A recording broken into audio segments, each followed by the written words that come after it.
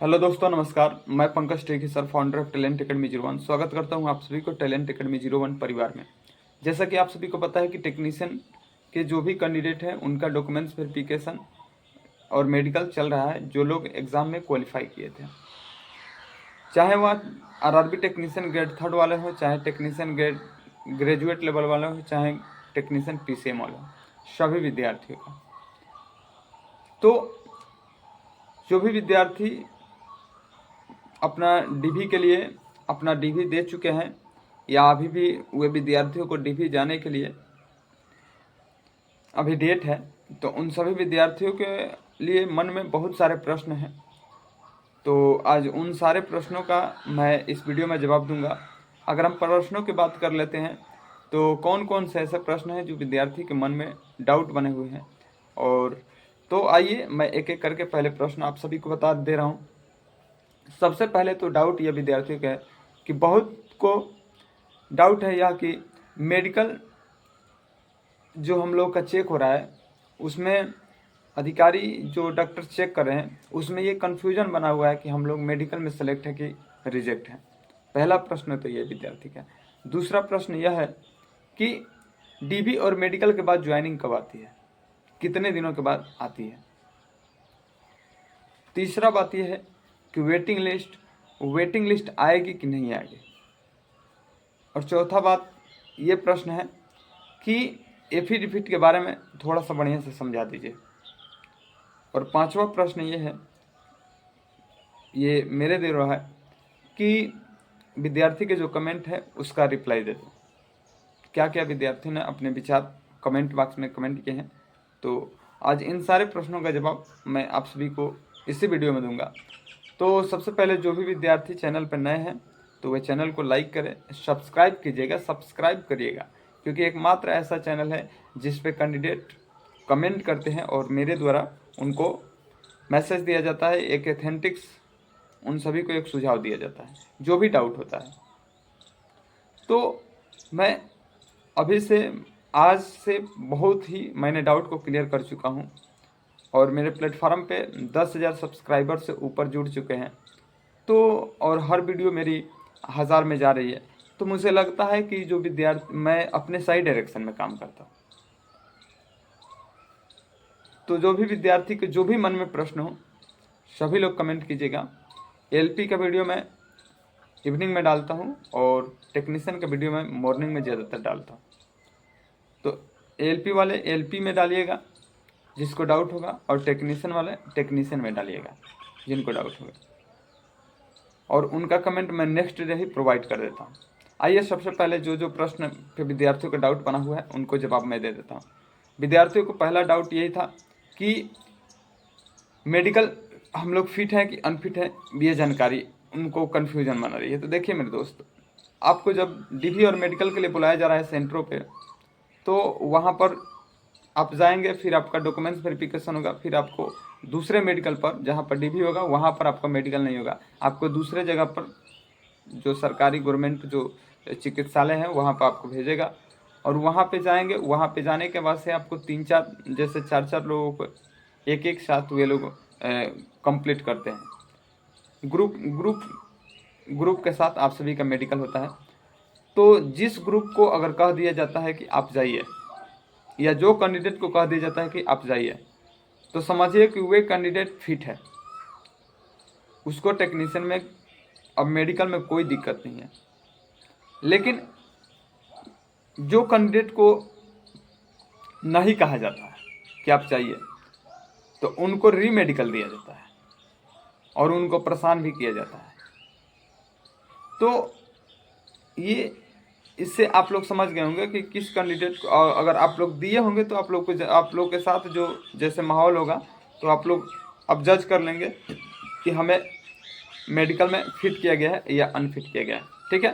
दूसरा बात, जो प्रश्न था कि डीवी और मेडिकल के ज्वाइनिंग कब तक आती है, डीवी और मेडिकल के बाद ज्वाइनिंग कितने दिनों के बाद आती है। तो देखिए मेरे दोस्त, डीवी सबसे पहले तो आपका डीवी होता है डॉक्यूमेंट वेरिफिकेशन, उसके 2 दिन बाद ही आपका मेडिकल हो जाता है। और मेडिकल होने के बाद से 15 दिनों के बाद आपको पैनल लिस्ट जारी की जाती है, और पैनल लिस्ट जारी करने के बाद से 1.5 महीना या 1 महीना के बाद से आप सभी का ज्वाइनिंग लेटर आता है।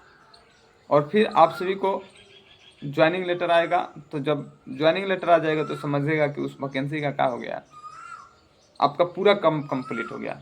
जब तक ज्वाइनिंग लेटर नहीं आता तब तक विद्यार्थियों के मन में और डाउट बना रहता है, उसमें कोई संदेश नहीं है। तो आप लोग समझ गए होंगे कि ज्वाइनिंग कब तक आएगी, और ये ज्वाइनिंग जोन के ऊपर भी डिपेंड करती है कि किस जोन की कब ज्वाइनिंग, कब मेडिकल हुआ है, कब पैनल आया है और कब ज्वाइनिंग हुआ। जैसे अगर हम बात करते हैं तो गोरखपुर का पहले आ गया है, फिर अजमेर का भी पहले आ गया है। तो जिसका पहले आया है उसको अब पहले ही काम होगा, पहले ही ज्वाइनिंग दिया जाएगा। तो आई होप कि अभी प्रश्न आप सभी लोग समझ गए होंगे। तीसरा प्रश्न आप सभी को है कि वेटिंग लिस्ट आएगी कि नहीं आएगी। तो मेरे दोस्तों देखिएगा, वेटिंग लिस्ट जो है, वेटिंग लिस्ट मन से निकाल दीजिएगा कि वेटिंग लिस्ट आएगी तो वेटिंग लिस्ट की जगह पर सेकेंड डीबी लिस्ट आएगी। इसलिए सेकेंड डीबी लिस्ट आएगी क्योंकि वेटिंग लिस्ट जो आती थी ना, तो उसमें विद्यार्थियों का सब कुछ कंप्लीट कर लिया जाता था, डीबी और मेडिकल, और उनको वेटिंग किया जाता था। और आगे चल करके कोई उसका जगह हटता था तब उसको उस जगह पे सेलेक्ट कर दिया जाता था। लेकिन अब ऐसा नहीं है। कहने का मतलब है कि विद्यार्थियों को अब दुविधा में नहीं रखा जा रहा। अब विद्यार्थियों की एकदम पारदर्शिता कर दिया गया कि आप सेलेक्ट हैं तो सेलेक्ट हैं, रिजेक्ट है तो रिजेक्ट है। मेरे कहने का मतलब यह है कि डीबी सेकेंड लिस्ट में जो मान लीजिए कि कोई जोन है, अगर उस जोन का अगर सब कुछ कंप्लीट हो जाता है प्रोसेस, जैसे उसका डीबी कंप्लीट हो गया, मेडिकल कंप्लीट हो गया, फिर उसका पैनल लिस्ट आ गया, फिर विद्यार्थियों का ये जो कैंडिडेट है उनको ज्वाइनिंग करा देगा। अब जितने सीट बचेंगे, अब्सेंट जो कैंडिडेट होंगे, जो खाली होगी, उसके लिए ये लोग डीबी सेकेंड लिस्ट निकालते हैं, और उसमें जो आपका कट ऑफ होगा उसमें डाउन जाती है। अब वह भी जोन के ऊपर डिपेंड करता है। मैं भी यह भी नहीं कह सकता हूँ कि इस जोन में इतनी कट ऑफ जाएगी, लेकिन इतना ज़रूर कह सकता हूँ कि टेक्नीशियन ग्रेड 1 में जो कट ऑफ होगी उसमें कम जा रही है, इसलिए क्योंकि वहाँ पर ऑटोमेटिक ही सीट कम है। लेकिन टेक्नीशियन ग्रेड 3 में उससे ज़्यादा कट ऑफ जाएगी, डाउन होगी, क्योंकि वहाँ पर विद्यार्थियों की संख्या कहीं ना कहीं ग्रेड 1 से 3 में अधिक है। तो जो लोगों का विचार है, जो लोगों को दुविधा है कि वेटिंग लिस्ट आएगी कि नहीं आएगी, तो वेटिंग लिस्ट आएगी। वेटिंग लिस्ट की जगह सेकेंड डीबी आएगी। बस अपने जोन से जुड़े रहना है, और आप सभी लोग को ध्यान देना है कि सेकेंड डीबी कब आ रही है, कौन कौन कैंडिडेट उसमें अपीयर हो रहे हैं। तो आई होप कि आप लोग बेहतर तरीके से समझ गएंगे। अगला प्रश्न है कि सर इफे डिफिट को लेकर के कुछ बता दीजिए। इफे डिफिट को लेकर के विद्यार्थियों के मन में बहुत सारे प्रश्न थे। इफे डिफिट जो है, इसमें जो विद्यार्थियों को कहीं पर गलती हो जाता है, जैसे सर्टिफिकेट में गलती हो गया, आधार में गलती हो गया, जो डॉक्यूमेंट्स है उसमें अगर कहीं पर भी गलती है तो आप सभी लोग एफिडेविट बनवा करके ही सेंटर पे जाएं तो बेहतर रहेगा। कहने का मतलब है कि छोटी छोटी चीज़ें से आप सभी को रिजेक्ट कर दिया जाता है। अगर वे चीज़ें अगर आप लोग बनवा लेंगे, उसमें कोई मेहनत नहीं है, मात्र 10-20 रुपये का बात है, तो आप लोग का एक कागज़ बन जाएगा, तो फिर आप उससे प्रूफ रहेंगे ना कि आप सही हैं। नहीं बनवाएंगे तो फिर आपको झेलना पड़ेगा। तो जो भी कैंडिडेट को कहीं पर भी अगर लग रहा है कि गलती है उसके डॉक्यूमेंट्स में, तो उन सभी विद्यार्थियों से निवेदन है कि आप सभी लोग अपना एफिडेविट बनवा करके जाएं, अपने पास रखें। अगर कहीं पर दिक्कत समझ में आ रही है तो आप उनको दीजिए, अन्यथा अपने पास रखे रहिए। तो ये बात भी आप सभी लोग समझ गए होंगे। अगला बात है कि कुछ विद्यार्थियों ने कमेंट किया है, और कुछ विद्यार्थियों को कमेंट मैं पढ़ देता हूँ। देखिए, कल मैंने एक वीडियो प्रोवाइड किया था जिसमें बहुत अधिक मात्रा में कमेंट आए हैं, और तो एक एक करके मैं कमेंट को पढ़ देता हूँ क्या क्या विद्यार्थियों ने लिखा है। एक विद्यार्थी कह रहे हैं कि सर प्रयागराज जोन की सेकेंड लिस्ट आएगी, अगर आएगी तो कब तक आएगी सर, कितना नंबर तक वालों को चांस मिलेगा सेकेंड लिस्ट में। देखिए मेरे दोस्तों, सेकेंड लिस्ट में तभी हम लोग बता सकते हैं कि कितना नंबर तक चांस मिलेगा।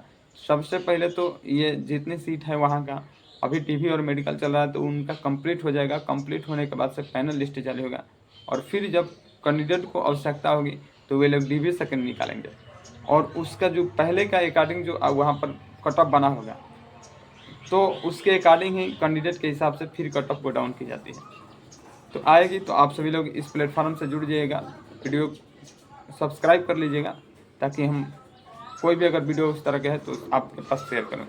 एक विद्यार्थी कह रहे हैं कि सर मेरा मेडिकल फॉर्म पर एक ही स्थान पर 2 बार थंब लग गया है, इससे कोई दिक्कत नहीं होगी? Please reply. इससे कोई दिक्कत नहीं होगी, लेकिन आप लोग छोटी छोटी गलतियों से क्यों नहीं बचते हैं?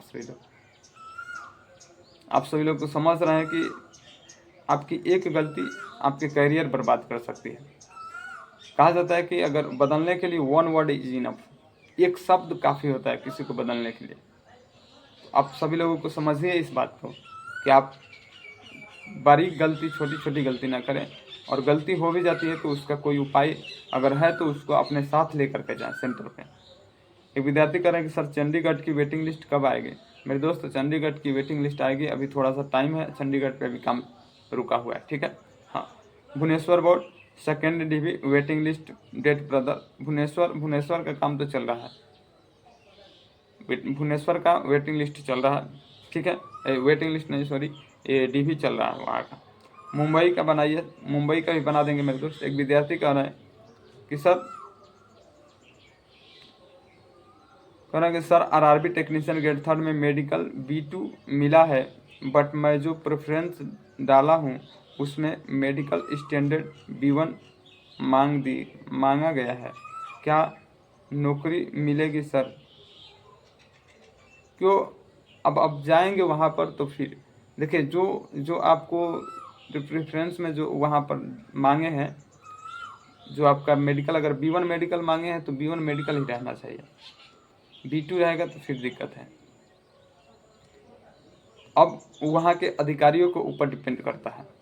होता क्या है कि अगर ये मेडिकल है, अभी एक जोन का मैंने वीडियो बनाया था, वहाँ चेन्नई जोन का, वहाँ पर हो क्या रहा था कि हार्निया, पाइल्स, हाइड्रोसिल ये सब देखे नहीं रहे थे। तो सीधी सी बात है कि अब वहाँ पर बस कैंडिडेट उपस्थित है तो उनको सेलेक्ट कर देते थे। तो अब जोन के ऊपर डिपेंड करता है और डॉक्टर के ऊपर डिपेंड करता है, ठीक है। लेकिन जहाँ तक उम्मीद है कि अगर आपसे B1 मांगा है तो B1 ही रहना चाहिए, आप इस बात का समझें। देखिए, एक विद्यार्थी कह रहे हैं कि सेकेंड लिस्ट PCM कब निकलेगा सर? अब देखिए, अब स्टार्ट हो गया है निकलना, बस आपको ही तत्पर आना है, उन सारे चैनलों के साथ जुड़ा रहना है जैसे आप हमसे जुड़े हैं। अगर हमारे से और भी कोई बेहतर है तो आप उसके यहाँ भी जुड़िए, तभी आपको कुछ और बेहतर तरीके से फ़ायदा होगा। एक विद्यार्थी कह रहे हैं कि ज्वाइनिंग कब तक स्टार्ट होगी, चंडीगढ़ का पैनल कब तक आएगा? देखिए मेरे दोस्त, बहुत जल्द आप सभी को देखने को मिल रहा है। अभी बोले हैं कि अभी वहाँ का स्टाफ चल रहा है, तो इसलिए स्टाफ चल रहा था क्योंकि पंजाब के पास में है, वो सब बॉर्डर है। तो अभी जो ये ऑपरेशन सिंदूर जो चल रहा है, पाकिस्तान ने जो गलत तरीके से भारत के साथ जो पेश आया है, उसको ऐसा नहीं करना चाहिए था। पहलगाम में जो निर्दोष व्यक्तियों को मारा है, उसकी वजह से भारत में बहुत सारी ऐसे इम्पोर्टेंट काम है जिसको स्थगित कर रोक दिया गया है। तो जैसे ही अब माहौल बढ़िया हो गया है, तो अब सारी जगहों के सारे प्रोसेस जो हैं अब जारी हो जाएगा। तो अब उसका पैनल भी आ जाएगा और डीवी सेकंड लिस्ट भी आ जाएगा। एक विद्यार्थी कह रहे हैं कि भाई सिर्फ सेकंड डीवी के बारे में बताइए, आप मुद्दा से क्यों भटक जाते हैं? मेरे दोस्त देखिए, मेरा उद्देश्य क्या है कि मेरा उद्देश्य ये है कि मैं ज़्यादा से ज़्यादा विद्यार्थियों को पढ़ाऊँ, ज़्यादा से ज़्यादा विद्यार्थियों के साथ जुड़ूँ। मेरा मुद्दा यही है, मेरा चैनल खोलने का उद्देश्य यही है। मैं अपने मुद्दे से कभी भटकता नहीं हूँ। टेक्नीशियन के हमेशा सुबह में वीडियो मेरी प्रोवाइड आती है, प्रोवाइड करूँगा। ये हो सकता है कि आपके साइड चैनल पे, आपके मोबाइल पे मेरा कभी दिखाएगा, कभी नहीं दिखाएगा, ये हो सकता है, लेकिन मैं वीडियो पर डे डालता हूँ। हाँ, बात सही है कि मैं टेक्नीशियन का भी डाल रहा था पहले कंटिन्यू, और मैंने LP को भी डालना शुरू कर दिया। तो कोई इससे दिक्कत नहीं है। आप अपना टेक्नीशियन वाले ही देखिएगा, और जो एलपी वाले हैं वो एलपी वाले भी देखिएगा, और जो लोग दोनों हैं तो वे लोग दोनों देखिएगा, क्योंकि ज्ञान कभी आपको बेकार नहीं होता है। अगर आप अभी से अगर इससे कुछ सीख रहे हैं तो आप आगे चल करके निखरेंगे। तो इस तरह से। और एक इम्पोर्टेंट क्वेश्चन है, कमेंट तो बहुत ज़्यादा है लेकिन एक को पढ़ देते हैं। क्या लिखे हैं? सर मेरा EWS फॉर्म फिलअप करते समय यूपी वाला लगाए, अब मैं न्यू 2025-26 वाला रेलवे फॉर्मेट में EWS बनवा लिए हैं। तो ठीक तो है, बनवा लिए हैं तो और अच्छी बात है। बनवा लिए हैं तो और अच्छी बात है। आप सभी लोग, यही चतुराई है। अगर जिस फार्म में आपने डाला है अगर वे है और फिर एक नया, दोनों बनवा करके, पुराने और नया बनवा करके लेकर जाइए सेंटर पे, कोई दिक्कत नहीं होगी। तो आई होप कि आप बेहतर तरीके से समझ गए होंगे। तो मैं पुनः एक बार और कहूँगा कि जो भी कैंडिडेट इस चैनल पे पहली बार आते हैं वे कैंडिडेट चैनल को सब्सक्राइब कर ले, क्योंकि पहली बार किसी से मुलाकात होती है तो लोग उसको भूल जाते हैं। तो अगर आप उसको याद रखना चाहते हैं तो फिर आपको उससे बढ़िया से जुड़ना पड़ेगा। तो जो भी अगर नए व्यूअर्स हैं मेरे, अगर मुझे आज देखे हैं तो अब मुझसे अगर कुछ सीखना है तो आप सभी लोग सब्सक्राइब कर लीजिएगा चैनल को। तो मिलते हैं नेक्स्ट डे, तब तक के लिए जय हिंद, जय भारत।